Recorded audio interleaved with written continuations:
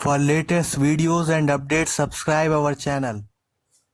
Hello, मेरा नाम है सौरभ और हम पढ़ रहे हैं मैकेनिक्स ऑफ सॉलिड्स या स्ट्रेंथ ऑफ मटेरियल।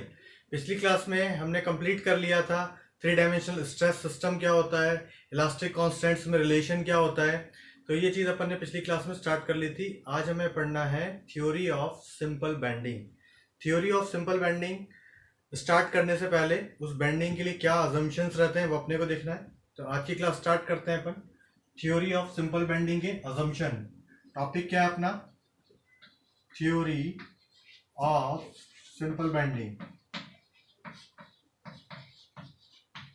इसमें अजम्पशंस, बीम के लिए क्या अजम्पशंस होंगे जिसके बाद ये बेंडिंग थ्योरी अप्लाई होती है। तो अजम्पशंस शॉर्ट में अपन जल्दी से पढ़ लेते हैं। अजम्पशंस अजम्पशंस क्या होने वाले हैं? सबसे पहला अजम्पशंस तो होता है obeys Hooke's law. Hooke's law को फॉलो होना चाहिए और मटेरियल कैसा होना चाहिए? होमोजीनियस होना चाहिए। Material should be homogeneous and isotropic. Homogeneous and isotropic.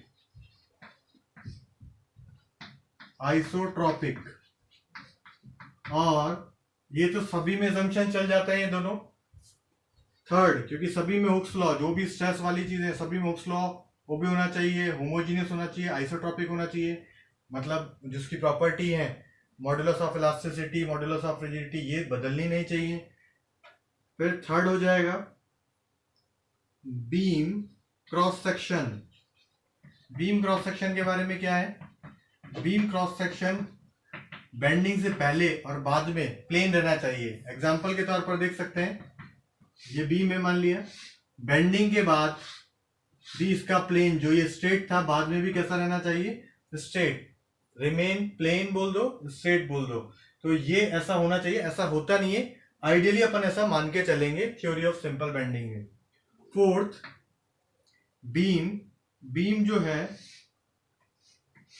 इसको अपन इनफाइनाइट लेयर्स से मिलकर बना हुआ मानेंगे। क्यों मानते हैं अपन इनफाइनाइट लेयर से मिलकर बना हुआ? ताकि अगर बीम बेंड करे तो एक लेयर का इफेक्ट दूसरी लेयर पर ना पड़े। अगर ये बढ़ना चाहती है तो बढ़ जाए, नीचे वाली घटना चाहती है तो घट जाए, एक लेयर का दूसरे पर इफेक्ट ना पड़े। इसीलिए अपन इसको मानते हैं, ऐसा अज्यूम करते हैं कि बीम बना हुआ है बहुत सारी लेयर्स से मिलकर, इनफाइनाइट नंबर ऑफ लेयर्स। ठीक, ये हो गया अपने पास फोर्थ नंबर का assumptions। ठीक, इसके बाद अपन स्टार्ट कर सकते हैं सिंपल बेंडिंग। ठीक है, एक assumption और देख लेते हैं। फिफ्थ नंबर, जो भी बीम होगा उसका क्रॉस सेक्शन कैसा होना चाहिए? वर्टिकल एक्सिस के अलोंग सिमेट्रिकल होना चाहिए। वर्टिकल एक्सिस के अलोंग क्रॉस सेक्शन कैसा होना चाहिए? सिमेट्रिकल। अगर ये सेक्शन है सी तो ये नहीं चलेगा सिंपल बेंडिंग में, क्योंकि इसका क्रॉस सेक्शन वर्टिकल के अलोंग क्या है? सिमेट्रिकल नहीं है। हाँ, सर्कुलर होगा तो चलेगा। ठीक है, तो ये दोनों चलेंगे, ये नहीं चलेगा क्योंकि इसमें वर्टिकल एक्सिस के अलोंग क्या है? सिमेट्री नहीं है। ठीक है, ये हो गया अपने पास असम्पशन। सिंपल बेंडिंग अपन देखते हैं। थ्योरी ऑफ सिंपल बेंडिंग में अपने को डिराइव करना है formula sigma upon Y is equal to E upon R is equal to M upon I. ठीक है, इस फॉर्मूले को ड्राइव करना इसलिए जरूरी है, कुछ चीजें डेरिवेशन की बीच की है वो भी कभी कभी एग्जाम में पूछ लेते हैं, तो उन बातों को भी अपने को आना जरूरी है। मोस्ट तो क्या पूछा जाता है? इस पर बेस्ड न्यूमेरिकल्स, इस फॉर्मूले को यूज करना, यानी यूजेस पूछे जाते हैं इस फॉर्मूले के। अपने को डेरिवेशन पढ़ना इसलिए जरूरी हो रहा है कि कभी कभी बीच में से, मतलब डायग्राम कुछ इस तरीके से बना दिए जाते हैं कि अगर इसका डेरिवेशन पढ़ लिया जाए तो अपन उससे आसानी से उन क्वेश्चंस का जवाब दे सकते हैं। ठीक है, तो बीम मान लेते हैं एक, ये मान लिया अपन ने बीम का कुछ हिस्सा। ठीक है, ये जिगजैग लाइन ये पड़ी होगी, ये इसका सेंट्रल एक्सिस। ठीक है, और ये हो जाएगा बिफोर बेंडिंग। तो आफ्टर बेंडिंग भी बनाना होगा अपने को। आफ्टर बेंडिंग कैसा बनेगा? ये बना देते हैं अपन आफ्टर बेंडिंग। जो अजम्पशंस माने थे, beam cross section remain plane, after bending जैसा पहला होगा वैसा ही बाद में होगा, ठीक है। और ये हो गया इसका सेंट्रल एक्सिस, ठीक है। ये हो गया अपने पास after bending. After bending, bending क्यों हुई? क्योंकि इस पर क्या लग रहा था? बेंडिंग मोमेंट लगा हुआ था, कैपिटल एम, ठीक है। तो इसमें फॉर्मूला डिराइव करने के लिए अपने को अज्यूम करने मतलब अपने को लेने होंगे ये दो क्रॉस सेक्शन, मान लेते हैं एम नाम का और एन नाम का। इस पर अपन ये लेयर ले लेते हैं इसकी, यहां से कितनी डिस्टेंस पर है? वाई डिस्टेंस पर। और इस लेयर की इसका नाम बोल देते हैं अपन ए बी, ठीक है। सेम यही ये क्रॉस सेक्शन हो जाएंगे यहाँ पर ऐसे, इसका नाम है अपने पास m और इसका नाम है अपने पास n। और यहां से y डिस्टेंस पर, यहां से y डिस्टेंस पर ये क्रॉस सेक्शन हो गया अपना। नाम क्या दे दें इसको? a डैश और b डैश, वही y डिस्टेंस पर है, ठीक है। ये इनके बीच की डिस्टेंस मान लेते हैं, दोनों क्रॉस सेक्शन ये बहुत पास है, अपन ने पढ़ने के लिए इसको दूर बनाया हुआ है, तो इसके बीच की डिस्टेंस कितनी हो जाएगी? dx। ये बैंड होने के बाद इसका रेडियस ऑफ कर्वेचर कितना आएगा? r। ये मान लिया बीच में एंगल बना रहा है डी थीटा, और यहां से यहां तक की रेडियस जो है वो अपने पास रेडियस ऑफ कर्वेचर कितनी है? r है, ठीक है। और अगर अपन डिस्टेंस यहां तक की लें, यहां तक की डिस्टेंस लें तो ये डिस्टेंस कितनी हो जाएगी? r माइनस वाई, ठीक है। डेरिवेशन देख लेते हैं अपन कैसे ये फॉर्मूला डिराइव हो रहा है, ठीक है। तो सबसे पहले अपन देखते हैं ए बी फाइबर में क्या स्ट्रेन आ रहा है। ए बी फाइबर, क्योंकि ए बी फाइबर की यहाँ पर शेप चेंज हो रही है, या तो ये बढ़ रहा है या घट रहा है। क्या हो रहा है इसमें? ए डैश बी डैश बढ़ रहा है या घट रहा है? अगर अपन बीम को इस तरीके से बैंड करें, अपने को साफ पता चलता है ये ऊपर वाला जो फाइबर है वो क्या होने वाला है? कंप्रेस होने वाला है। और नीचे वाला फाइबर क्या हो रहा है? टेंशन आ रही है इसमें, इसकी साइज बढ़ रही है, इसकी साइज घट रही है, ठीक है। तो ये फाइबर भी क्या होगा? घटेगा, ठीक है। तो ए डैश बी डैश की जो वैल्यू है वो अपन कैलकुलेट कर लेते हैं, ए बी की वैल्यू कैलकुलेट कर लेते हैं अपन। ये भी कैलकुलेशन में देख लेंगे कि ए डैश बी डैश घट ही रहा है या बढ़ ही रहा है, ठीक है। तो अपन जानते हैं स्ट्रेन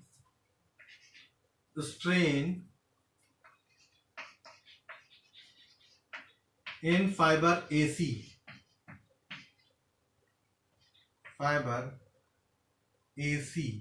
ए बी, क्या बोलते हैं इसको? Epsilon A B is equals to, क्या जानते हैं अपन?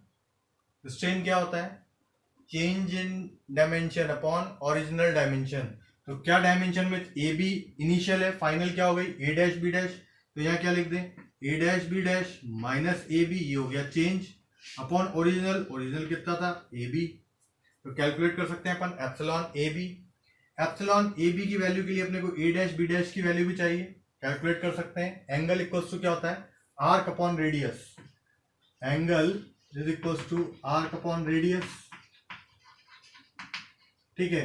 आर्क इक्वल्स टू कितना हो जाएगा? Angle multiply by radius. तो आर्क आ जाएगी अपने पास A dash B dash, A dash B dash arc आ गई अपने पास आर माइनस वाई, क्योंकि ए डैश बी डैश वाली लाइन की रेडियस कितनी है अपने पास? R minus Y into D theta angle. ऐसे ही ए बी भी कैलकुलेट किया जा सकता है, ये ए बी, ठीक है। इस ए बी की जो लेंथ है वही लेंथ किसकी होगी? सी डी की होगी। और यहाँ पर भी वही लेंथ किसकी होगी? सी डी की। ये जो एक्सिस है क्या कहलाता है? Neutral axis. यहाँ पर ना तो कंप्रेशन होता है और ना ही टेंशन होती है, ये एक्सिस हो जाएगा न्यूट्रल एक्सिस। तो जो लेंथ सी डी की है वही इधर भी सी डैश डी डैश की भी रहने वाली है, क्योंकि ये न्यूट्रल एक्सिस है, ठीक है। तो सी डैश डी डैश इसकी वैल्यू भी कितनी है? डी एक्स है। और अगर अपन आर्क के तरीके से कैलकुलेट करना चाहें तो सी डैश डी डैश कितना हो जाएगा अपने पास? ये हो जाएगा आर मल्टीप्लाई में डी थीटा, और सी डैश डी डैश किसके बराबर है? सी डी के। और सी डी किसके बराबर है? ए बी के। तो वैल्यू आ गई अपने पास वैल्यू हो गई, ए बी की भी आ गई और ए डैश बी डैश की भी वैल्यू इधर पुट कर देते हैं। R minus Y D theta minus A B कितना है अपने पास? आर डी थीटा अपॉन में ए ए बी की वैल्यू कितनी होगी, आर डी थीटा। यहाँ देखें तो आर डी थीटा से आर डी थीटा कैंसिल हो जाएगा जब उसमें मल्टीप्लाई हो जाएगा ये, ठीक है। उसके बाद वैल्यू आ रही है अपने पास Y D theta upon R D theta minus Y D theta upon R D theta. D theta से डी थीटा कैंसिल हो जाएगा और बचेगा कितना, माइनस वाई अपॉन आर। ये आ गया अपने पास एप्सिलॉन ए बी। इसे इक्वेशन 1 बोल देते हैं और हम हुक्स लॉ से जानते हैं, यूजिंग हुक्स लॉ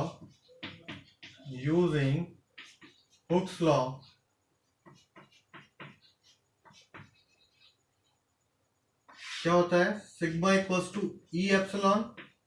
तो एप्सिलॉन इज इक्वल्स टू कितना हो जाएगा, सिग्मा अपॉन ई। ये इक्वेशन 2 बोल दो उसको। किसमें स्ट्रेस देख रहे हैं अपन, ए बी फाइबर में, और स्ट्रेन भी किसका ले रहे हैं अपन, ए बी का। तो ये वैल्यू ए बी की आएगी और सिग्मा भी किस में आएगा, ए बी में ही आएगा, ए बी फाइबर में ही सिग्मा आएगा, ठीक है। तो इस वैल्यू को इन फर्स्ट और सेकंड दोनों इक्वेशन को अगर अपन इक्वेट कर दें तो वैल्यू हो जाएगी अपने पास, sigma B A B upon E is equal to minus Y upon R.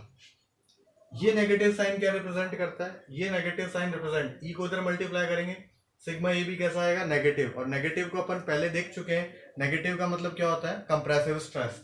तो इस डेरिवेशन से भी बिल्कुल क्लियर है कि ए डैश बी डैश फाइबर क्या हो रहा है, कम हो रहा है। ऊपर कंप्रेशन है और नीचे क्या है, टेंशन है। तो ये नेगेटिव साइन रिप्रेजेंट करता है, represents fibre will be shorten, fibre will be shorten, ठीक है। और फाइबर विल बी शॉर्टन कैसे, सिग्मा ए बी कैसा आया अपने पास, कंप्रेसिव आया है, ठीक है।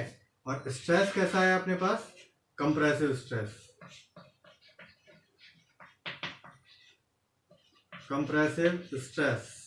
ठीक है। अगर अपन जनरल फॉर्मूला लिखना चाहें सिग्मा ए बी का जनरल फॉर्मूला, ये तो ए बी फाइबर है, ऐसे इनफाइनाइट फाइबर है, ऊपर भी हो सकते हैं नीचे भी हो सकते हैं। तो जनरल फॉर्मूला क्या लिख सकते हैं अपन, इन जनरल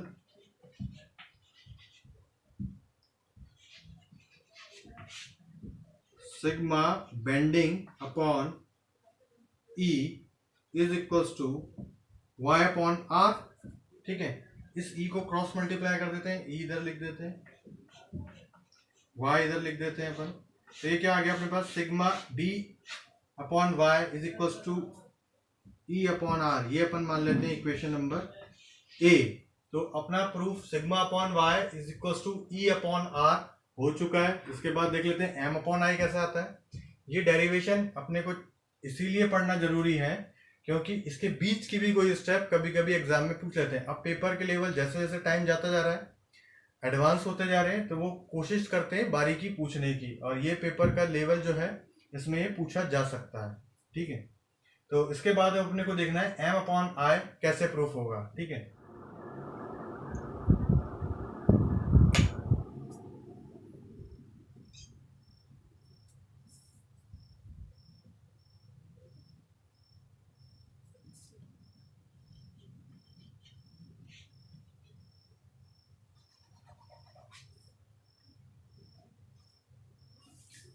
जैसे अपन ने स्ट्रेस में देखा था, अगर एक्सटर्नल लोड लगाते हैं अपन तो उसमें इंटरनल फोर्स जनरेट हो जाता है, इंटरनल रेजिस्टिंग फोर्स।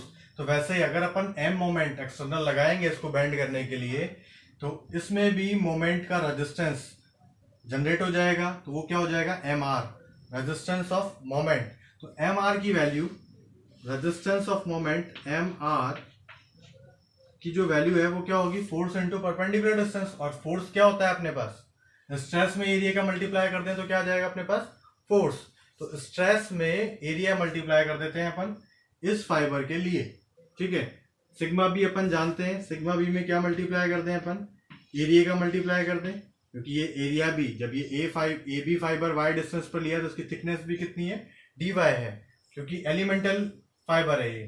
तो sigma B multiply D A, ये क्या हो जाएगा अपने पास, फोर्स, और फोर्स में क्या मल्टीप्लाई कर दें अपन, फोर्स में क्या मल्टीप्लाई कर दें, डिस्टेंस का, तो क्या आ जाएगा अपने पास, मोमेंट। स्ट्रेस में एरिया का मल्टीप्लाई किया तो फोर्स आया, और फोर्स में डिस्टेंस का मल्टीप्लाई कर देंगे, परपेंडिकुलर डिस्टेंस, तो क्या आ जाएगा अपने पास, मोमेंट। तो डिस्टेंस कितनी है इस फाइबर की यहाँ से, y, और ये mr जो है केवल इस फाइबर के लिए कैलकुलेट नहीं करना है अपने को, सभी फाइबर के लिए करना है। उसका क्या कर दें अपन, इंटीग्रेशन। अगर इंटीग्रेशन नहीं करेंगे तो डेल्टा mr कैलकुलेट होता है, इंटीग्रेशन कर देते हैं, वैल्यू रख देते हैं अपन सिग्मा बी की वैल्यू कितनी हो जाएगी, यहां से नहीं, इतना प्रूफ कर लिया था अपन ने, तो सिग्मा बी की वैल्यू कितनी है, E into y upon R, तो E into y upon R dot d A dot y, ठीक है। इसमें से जो कांस्टेंट टर्म है वो बाहर आ जाएगी, E upon R Y square D A, और वाई स्क्वायर डी ए क्या होता है अपने पास, इस एक्सिस के रिस्पेक्ट में मोमेंट ऑफ इनर्शिया, तो वैल्यू हो गई अपने पास ई अपॉन आर मल्टीप्लाई में आई किसके रिस्पेक्ट में, न्यूट्रल एक्सिस के रिस्पेक्ट में, ये है अपने पास न्यूट्रल एक्सिस, ठीक है। जिस इस फाइबर पर ना तो टेंसाइल स्ट्रेस आता है ना कंप्रेसिव स्ट्रेस आता है, और ये वैल्यू है एम आर की।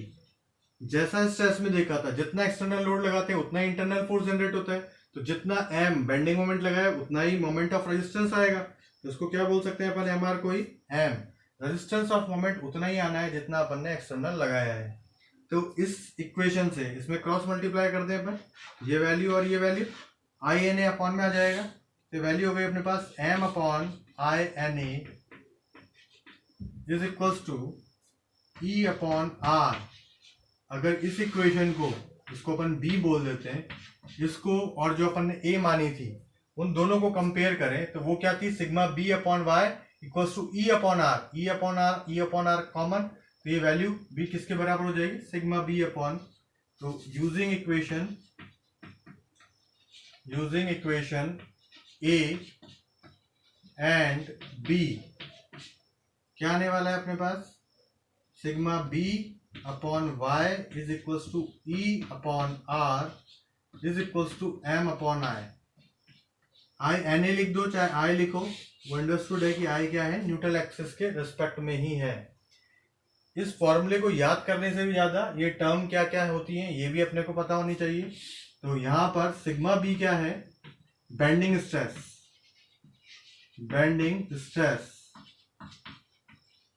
और फर्स्ट चैप्टर में मैंने बोला था कि स्ट्रेस केवल दो ही टाइप के होते हैं, नॉर्मल और शियर, तो ये कौन सी कैटेगरी में जाएगा बेंडिंग स्ट्रेस, नॉर्मल की। इस फाइबर को अगर कंप्रेस करना है तो किस तरह का फोर्स लगेगा, पुश टाइप का फोर्स लगेगा, और अगर खींचना है तो पुल टाइप का फोर्स लगेगा। तो मेनली ये बेंडिंग स्ट्रेस है कैसा, टेंसाइल या कंप्रेसिव नेचर का, अगर इस न्यूट्रल एक्सिस से ऊपर है तो कंप्रेसिव नेचर का, और न्यूट्रल एक्सिस से नीचे है तो टेंसाइल नेचर का। तो bending stress at a fibre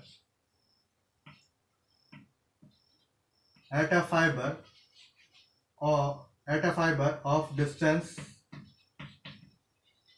y, जो भी डिस्टेंस अपन y लेंगे, bending stress at a fibre of distance y from neutral axis. ये बात बिल्कुल समझनी है, जैसा y रखेंगे वैसा ही सिग्मा बी आ जाएगा। ए बी के लिए रखा, मान लिया y की वैल्यू 5 mm है तो इस 5 mm ए बी पर आ जाएगा। अगर 6 mm में ऊपर वाला फाइबर है, y बदल देंगे सिग्मा बी बदल जाएगा, ठीक है। तो सिग्मा बी हो गया, y हो गया न्यूट्रल एक्सिस से डिस्टेंस, ई हो गया modulus of elasticity, R radius of curvature, ई बहुत बार पढ़ लिया अपन ने, ये क्या है, रेडियस ऑफ कर्वेचर, बीम कितनी रेडियस पर बेंड हुआ है, ऑफ कर्वेचर,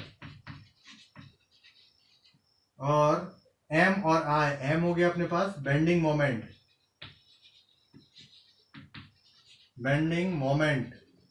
ये एक्सटर्नल बेंडिंग मोमेंट है, जो एक्सटर्नल आता है वो इंटरनल बनता है, जनरेट होता है। आई हो गया अपने पास मोमेंट ऑफ इनर्शिया,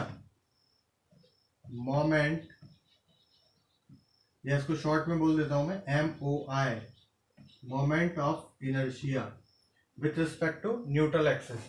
तो ये अपने पास कंप्लीट हो जाता है थ्योरी ऑफ सिंपल बेंडिंग।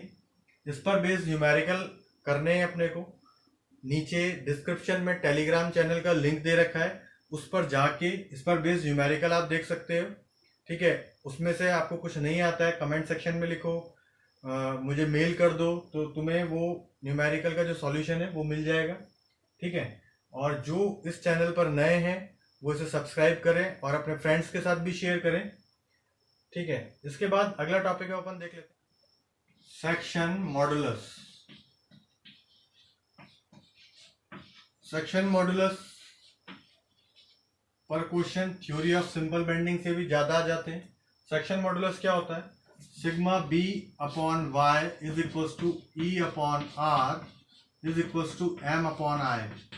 अगर सिग्मा बी की वैल्यू मैक्सिमम लेनी है अपने को, तो वाई की वैल्यू कैसे लेनी होगी? मैक्सिमम, क्योंकि एक्सटर्नल मोमेंट अगर अपन ने फिक्स कर दिया और आई क्रॉस सेक्शन के साथ फिक्स हो जाएगा, तो वाई की वैल्यू मल्टीप्लाई, जितनी बड़ी वाई की वैल्यू होगी उतना बड़ा सिग्मा बी होगा। तो सिग्मा बी अगर अपन देखें मैक्सिमम, तो इस मैक्सिमम की वैल्यू कितनी होगी? जब आप वाई अपन कैसा ले लेंगे? मैक्सिमम, तो एम अपॉन आई इंटू में वाई मैक्सिमम, और मैक्सिमम में कौन आएगा? या तो अपर फाइबर होगा या लोअर फाइबर होगा। एम अपॉन, इसको लिख सकते हैं अपन आई अपॉन वाई मैक्स, ठीक है। तो ये जो टर्म है आई अपॉन वाई मैक्स, यही क्या बन जाती है अपने पास? Section modulus. Sigma b maximum में ये जो z टर्म है, ये जो z टर्म है, इसको ही अपन क्या बोलते हैं? Section modulus. और इस सेक्शन मॉडुलस से मतलब क्या है अपने को? सेक्शन मॉडुलस क्या बताता है? तो सेक्शन मॉडुलस बताता है कोई बीम कितना ज्यादा स्ट्रांग है कंपैरिजन में दूसरे बीम से। मान लिया एक बीम की लंबाई, दो बीम की लेंथ बराबर है और उनका क्रॉस सेक्शन, एक का सर्कुलर क्रॉस सेक्शन है, एक का आई सेक्शन है, ठीक है। तो इन दोनों में से कौन सा बीम ज्यादा मजबूत होगा या कौन ज्यादा स्ट्रेंथ वाला बीम होगा? तो वो कैसे बताया जा सकता है? जेड से। देखो कैसे, अगर जेड की वैल्यू ज्यादा होगी सेम बेंडिंग मोमेंट के लिए, जेड की वैल्यू ज्यादा होगी तो सिग्मा बी मैक्सिमम कैसा आएगा? मिनिमम। तो यानी अच्छा बीम कौन सा हुआ? जिसमें जेड क्या आए कंपैरिजन में ज्यादा। तो जेड बताता है अपने को स्ट्रॉन्गर बीम के बारे में। जेड बता रहा है अपने को compare the strength of beam, strength of beam, ठीक है। तो ये सेक्शन मॉडुलस अपने को क्या कंपेयर करके देता है? स्ट्रेंथ ऑफ बीम कैलकुलेट करके देता है। इस आई की वैल्यू, ये अपन जानते हैं, आई की वैल्यू सर्कुलर क्रॉस सेक्शन के लिए कितनी होगी? पाई बाय 64 डी की पावर 4, अगर सेक्शन कैसा है? सर्कुलर और सॉलिड। और अगर यही क्रॉस सेक्शन कैसा है? हॉलो। इधर डायमीटर कितना है इसका? डी, और ये क्रॉस सेक्शन इधर कैसा बोल दिया अपन ने? हॉलो। तो इसका डायमेंशन अपन मान लें, अगर इधर है d1 और ये अंदर वाला डायमेंशन है, ये है d2, ये वैल्यू है d2, तो आई अपने पास क्या हो जाएगा हॉलो के लिए? पाई बाय 64 d1 की पावर 4 माइनस d2 की पावर 4, ठीक है। और अगर क्रॉस सेक्शन कैसा होता है? रेक्टेंगुलर क्रॉस सेक्शन है जिसमें ये विड्थ है b और ये है हाइट h, सब बी में न्यूट्रल एक्सिस ये बन जाएंगे जो उसकी सेंटर ऑफ ग्रेविटी से जाएगा। ये बात का ध्यान रखना कि न्यूट्रल एक्सिस हमेशा क्रॉस सेक्शन के सेंटर ऑफ ग्रेविटी से पास करता है। तो आई की वैल्यू क्या हो जाएगी अपने पास? बी एच क्यूब अपॉन 12, ठीक है। ये हो गया अपना सेक्शन मॉडुलस कंप्लीट। न्यूमेरिकल्स आपको नीचे डिस्क्रिप्शन में टेलीग्राम चैनल का लिंक है, उसको ज्वाइन कर लें, इजी टेक कोटा के नाम से, ठीक है। और उस पर आपको लगातार इसके PDF मिल जाएंगे, ठीक है। ये अपनी आज की क्लास अपन खत्म करते हैं यहीं पर।